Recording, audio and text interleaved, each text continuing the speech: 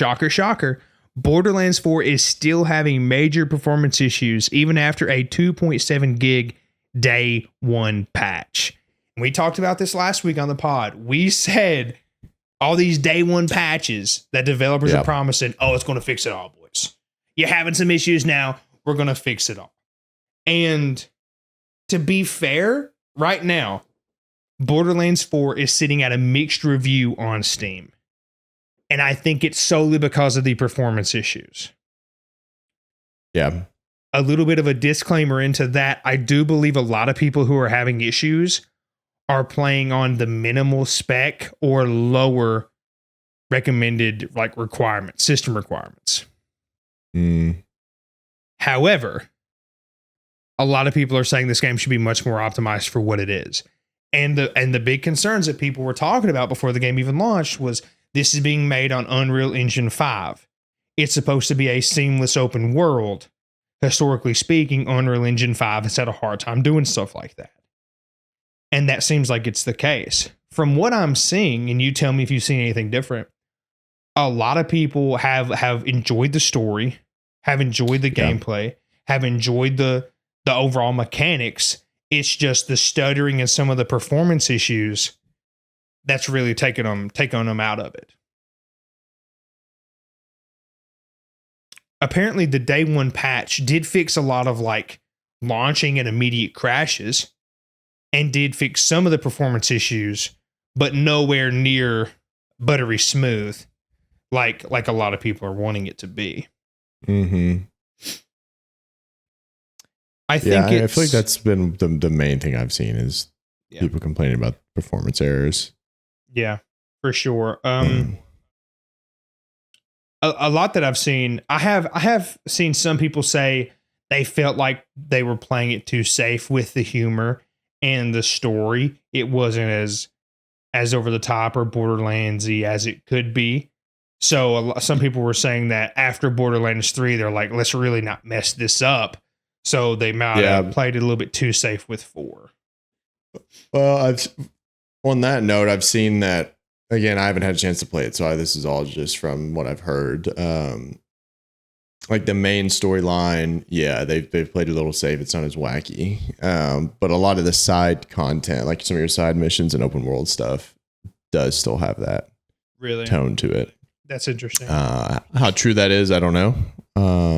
But that is, I've seen a few people mention that. So yeah, I've seen a few things as well to where it's very cheesy in a sense to where if you get a certain build, you can basically cakewalk hard mode because there's some weapons that can reload off of an ability use or like can reduce the cooldown of your ability use, and then that ability automatically reloads your weapon.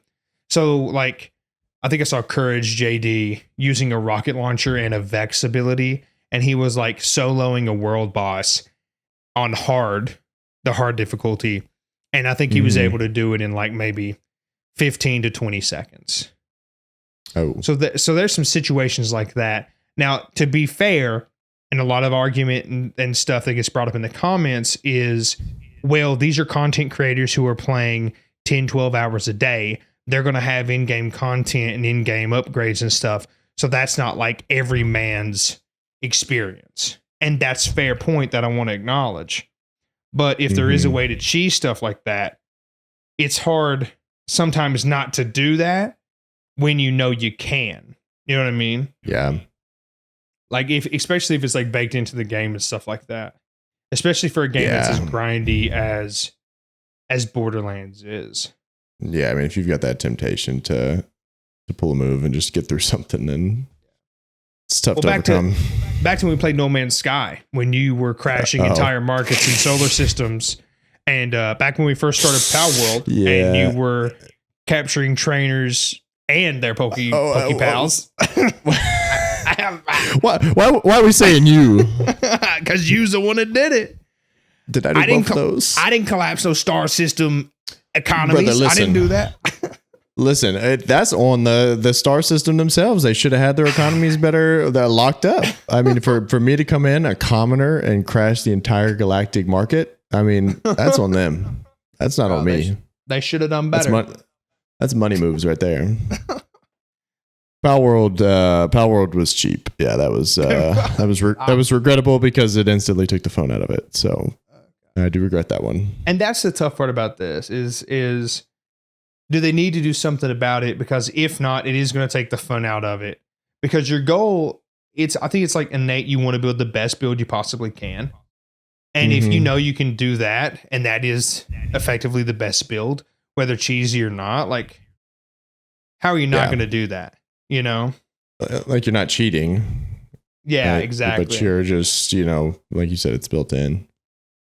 Yeah. I wonder, like, a lot of people, again, this was like, we talked about this being Borderlands, their big chance to kind of reestablish themselves as a key player, in the gaming realm, and they've launched to mixed reviews on Steam because of performance issues. What do we think about that? It's crazy that everything else is so well received, story and gameplay and everything, and then it's just not optimized well enough. And whether or not these people are playing on a poorly optimized system themselves or not, like, we're still out there, Should they be responsible for making this game optimized for everybody, or what's your take on that? Yeah, that's tough. Because I mean, like, you want to have it as available to as many people as you can. I feel like. So I mean, if you're just cutting out to the elite people that have everything upgraded and cut a lot of people out of that market. Should they be responsible for that? I don't know. I mean, we talked about, we knew the patch was coming before the game ever released, which is never a good sign. Obviously, it didn't fix everything, so I don't know. I mean, I hope they can clean it up and more people will be able to enjoy it than just people with nice systems,